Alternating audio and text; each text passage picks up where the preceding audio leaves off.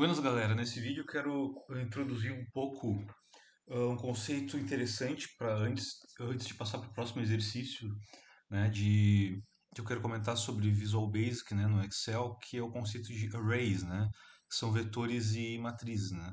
Falar um pouco também de strings ou cadeias de caracteres que são um tipo, na verdade, de array, de vetores, né. Ah, Quanto a livros, quem tiver curiosidade em dar uma olhada aí, né? Esses livros aqui são que eu citei aqui no slide são bem bons, né? Algoritmos, lógica para desenvolvimento de programação e lógica para programação, né? Esses livros aqui são bem bons aí, quem quiser dar uma olhada nessa parte de algoritmos mesmo, né? De conceito de strings, né? Cadeias de caracteres, vetores, etc. Então, na verdade, o que é um vetor ou uma matriz, né? Em inglês tem dois termos, né? Tem o vector e o matrix, né? Mas no sentido de ordenação, a gente usa na computação como array, que é essa palavra aqui, certo? É, na verdade, uma lista, né? Uma lista de elementos ordenados, tá? Então, eu posso ter um vetor que a gente chama de vetor coluna, por quê? Porque ele tem só uma coluna e mais de uma linha. Ou um vetor linha, por quê? Porque ele tem só uma linha e mais de uma coluna. Tá? Então, por exemplo, esse vetor aqui eu dei nome para ele de nomes, tá? E esse aqui eu dei nome de números. Lembra que o nome de variável não pode ter acento. Então, posso ter nomes, pode ser um vetor com números, né? Pode ser misto, enfim. São tabelas, né? Que pode ter mais de uma dimensão ou uma só, né? E a regra de nome de variável é aquela mesma, né? Então, que eu não é muito da área de algoritmos, né? Como é que a gente dá nomes de variáveis? Não se usa acento em nome de variável, não se usa espaço, né? Não se começa com símbolo, né? Então, tem umas regrinhas aí para a gente colocar nomes em variáveis que são importantes seguir. E uma cadeia de caracteres, né, que é a string, também é considerado um vetor. Então, por exemplo, a palavra algoritmo, que eu estou armazenando aqui na variável alg, né? ALG, né? Alg, entre colchetes ou parênteses, dependendo da linguagem de programação. Aqui um significa que o primeiro elemento do vetor é a posição um, que é a letra A. Uma coisa muito importante, tá? Em algumas linguagens, como a linguagem C e o Python, o primeiro elemento do vetor é indicado com a posição zero, tá? Em linguagens, outros tipos de linguagens interpretadas como MATLAB, Scilab ou Octave, o pessoal começa a contar do 1. Eu acho até mais prático. Na verdade, vamos pensar, né? Não existe posição zero, né? Imagina que isso aqui é uma fita, tu tens quatro elementos na tua fita, que eu teria cinco elementos na minha fita. Então, tu tem do primeiro ao quarto elemento, do primeiro ao quinto elemento, não tem elemento zero. Mas você tem que ter cuidado com a linguagem de programação que vocês forem utilizar, porque ela,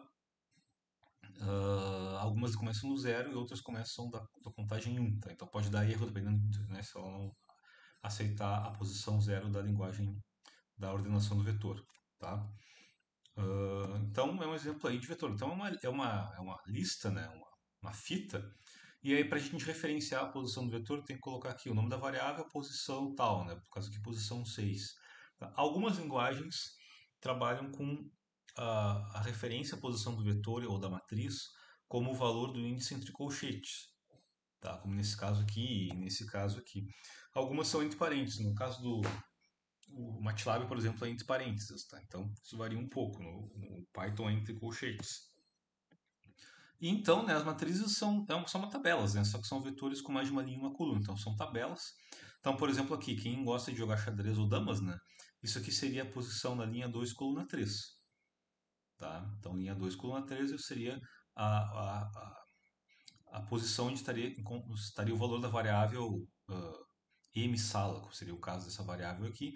E o exemplo mais comum é com a parte de banco de dados, né? Normalmente nós colocamos nas colunas são os campos, né?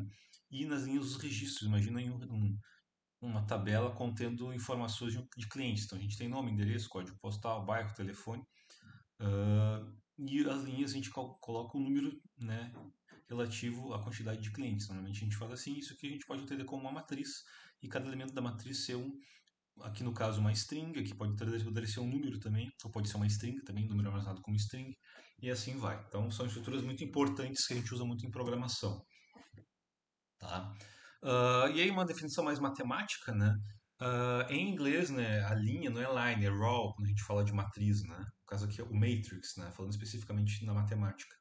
A coluna é o column, né? Então, linha, coluna, né? E a ordenação normalmente é linha e coluna, mas isso pode variar. Alguns casos a gente pode trabalhar com coluna e linha.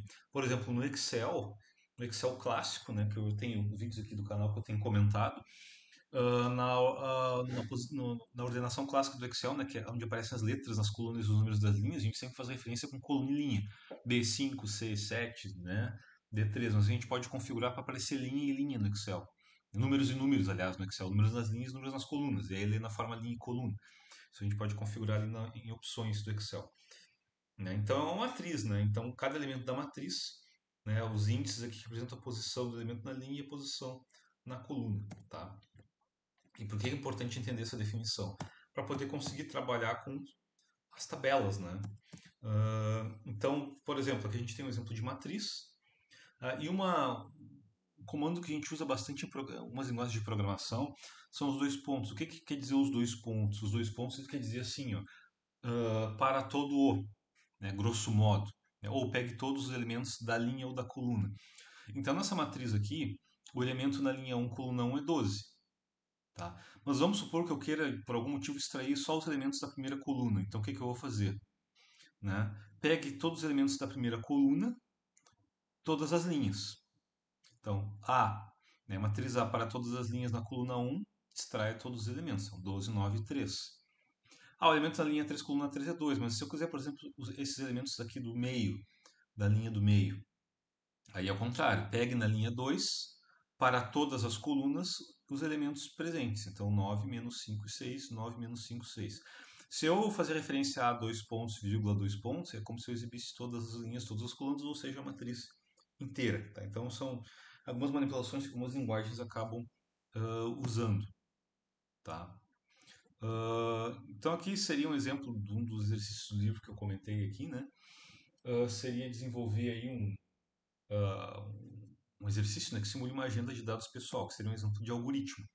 Então, isso aqui, na verdade, está numa linguagem genérica de algoritmos, é uma linguagem que a gente utiliza para entender mesmo antes de entrar com linguagens de programação, certo?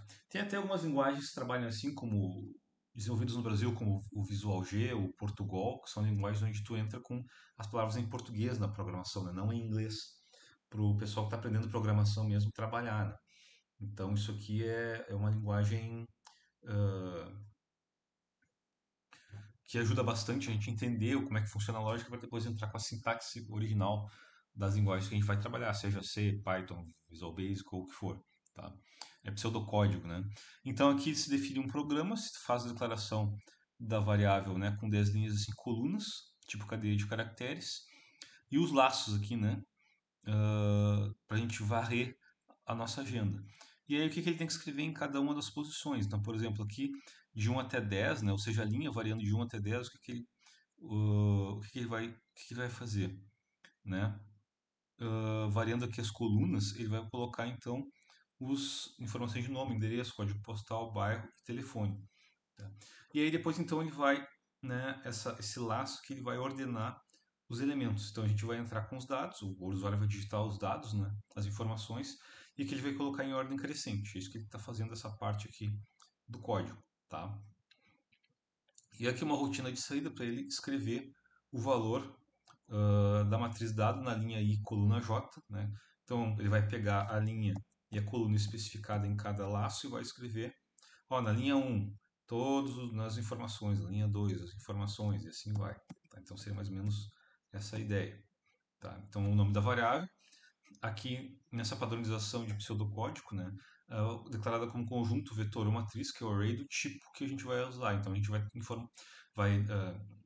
colocar essas informações do tipo cadeia de caracteres, tipo string, né? Por isso que está declarado como tipo cadeia. Né? O X é cadeia e J são as informações de linha e coluna que são declarados como números inteiros.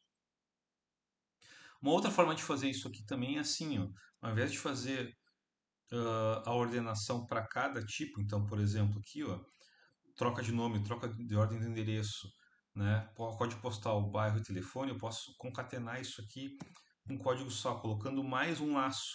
Aqui nós tínhamos dois laços alinhados e um C, dois laços para, né, alinhados. E aqui a gente pode colocar dois laços alinhados, né, e dentro do laço C um para. Porque o que, que ele vai fazer esse laço C aqui? Ó? Ele vai fazer variar um outro parâmetro que é o K, que é um outro laço de varredura da minha tabela aqui, né, que é um valor inteiro, né, para então variar o tipo de informação que eu quero, que seria, no caso aqui, o código postal, né, nome, endereço, código postal, bairro e telefone. Então, dentro de cada linha e cada coluna. E ele vai trocar um por um. Tá? Então, o código fica menor e no fim ele vai fazer do mesmo jeito a operação.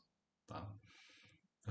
Então, uma outra forma, aí, usando outras notações de livros que dá para fazer também a, a, a declaração, né, seria assim, ó, tipo, declarar como um tipo, do que eu tenho tipo vetor ou array, o número de elementos tipo inteiros, né? E aí então declaro as minhas variáveis compostas, né? Estou declarando aqui como vetor A, vetor B e vetor R, por exemplo, tá? Então, uma outra forma de declaração é assim, declara a matriz e define como um tipo e depois o nome do array, tá? Então são duas formas, né? Tipo dado, como conjunto, né? Ou vetor, ou array, ou matriz, ou o que for, de cadeia de caracteres ou string, tá? Ou eu posso declarar assim a variável como e dar o nome do conjunto como um nome, ao invés de declarar o dado, né, a variável dado como tipo, eu declaro como variável. Tá? São maneiras diferentes de fazer referência na, em pseudocódigo, né? E aí, se eu quiser atribuir valores, né, eu sempre, na grande maioria das vezes a gente usa muito o laço para, que é o laço for, Visual Basic, outras linguagens.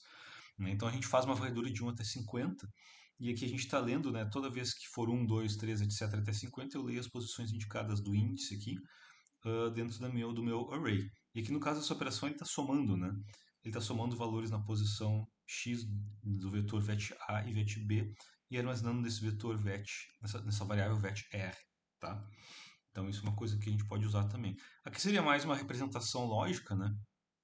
Um diagrama lógico de como é que seria essa forma representativa, né? Então a gente tem um tipo identificador, um vetor, o limite inicial, né, ou inferior e superior aqui, limite ou final do vetor, que é quantas quantidades de elementos eu posso armazenar nesse vetor ou nessa matriz, né?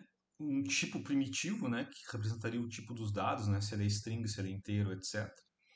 E o resto da programação. Uh, eu preciso declarar sempre a quantidade de números que ele vai ter. Se eu precisar, por exemplo, trabalhar com uma matriz ou um vetor que tem uma quantidade variável de posições, como é que eu faço?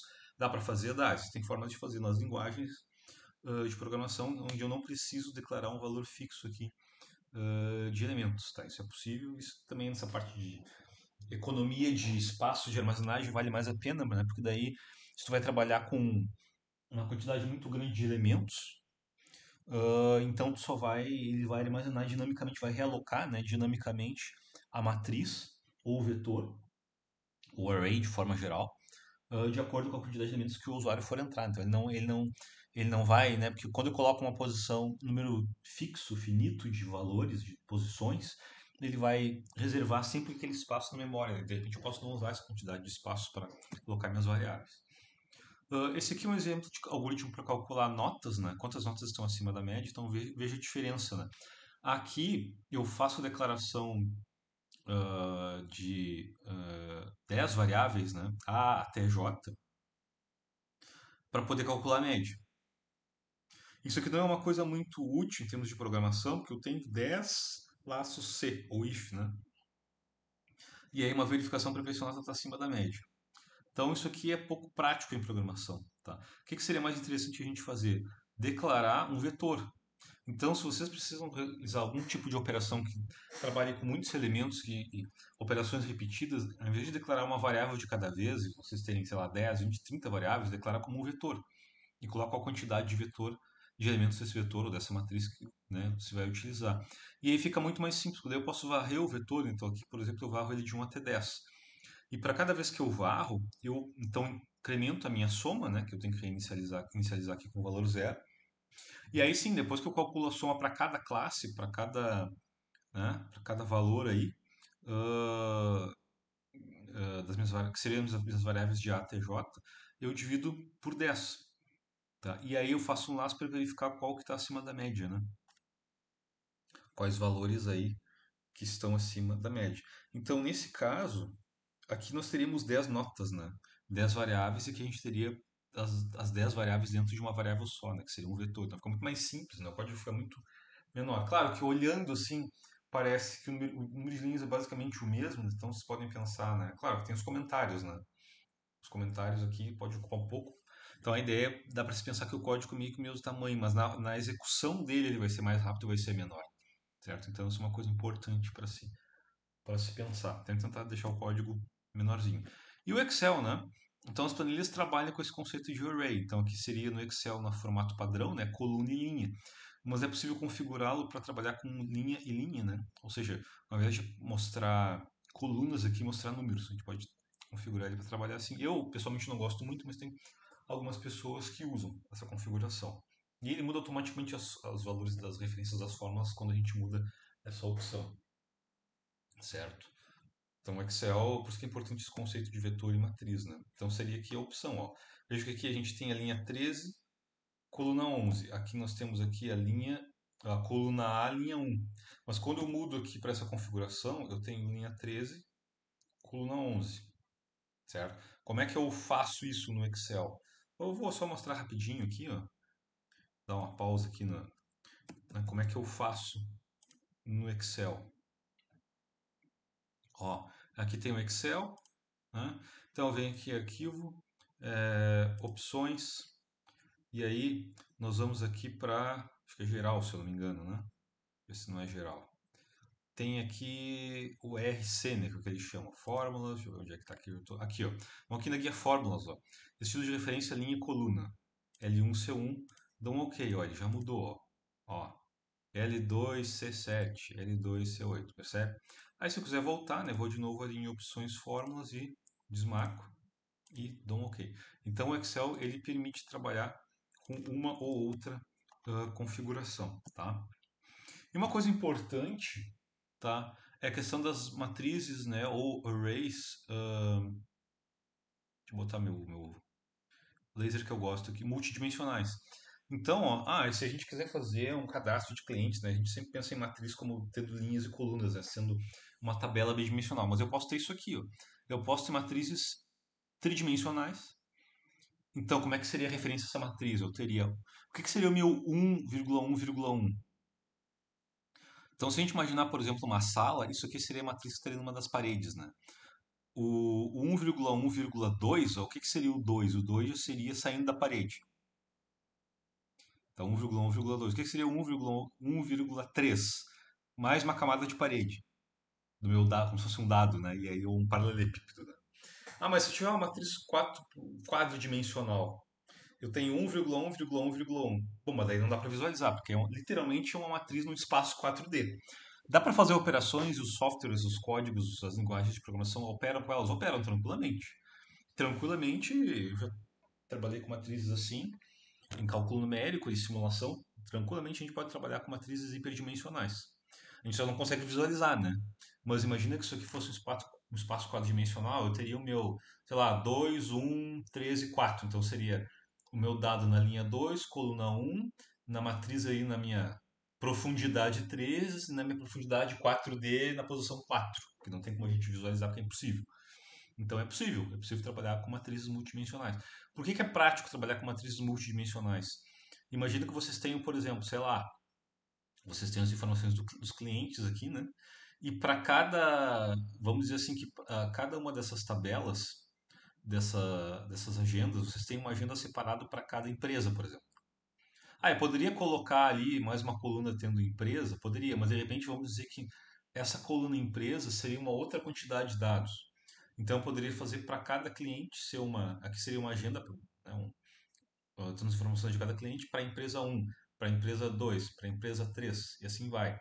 Ou para a categoria que eu quiser, entendeu? E dentro dessa categoria, outras subcategorias. Então é possível trabalhar com matrizes hiperdimensionais, tá? Ainda que nós não possamos visualizá-la com mais de 3 dimensões. Tá? E aí vale a mesma regra, tá? Com a hipermatriz, né? Então, por exemplo, essa matriz A aqui, eu poderia pensar assim, isso aqui seria matriz A para todas as linhas, todas as colunas na posição 1. Então, imagina que isso aqui é uma folha de caderno, ela está em cima da folha de caderno. Depois, a matriz A na posição para todas as linhas, todas as colunas, na posição 2, ou seja, imagina que ela está saindo da folha de caderno. Seria a primeira camada do meu cubo essa aqui, ó. Ah, e se eu quero pegar a matriz A na linha 1, coluna 2 para todas as profundidades? Bom, linha 1, coluna 2 para todas as profundidades seria o quê? Seria o 2 e 11, porque a linha 1. Imagina que essa matriz aqui está em cima ou abaixo dessa aqui, né? Vamos dizer que ela está em 3D, né? Tá em cima dessa aqui. A segunda coluna, então tem que pegar a segunda coluna, só que em 3D, então tem que imaginar uma reta aí, né, saindo do plano para o espaço. Então seria 2 e 11. Um ponto, uma reta ligando 2 ao 11. Por isso que é 2 e 11 aqui. Ah, e se eu quiser, por exemplo, para todas as linhas, então todas as linhas, né, para qualquer profundidade, então qualquer profundidade 3D, né, na coluna 1, né, na coluna 1.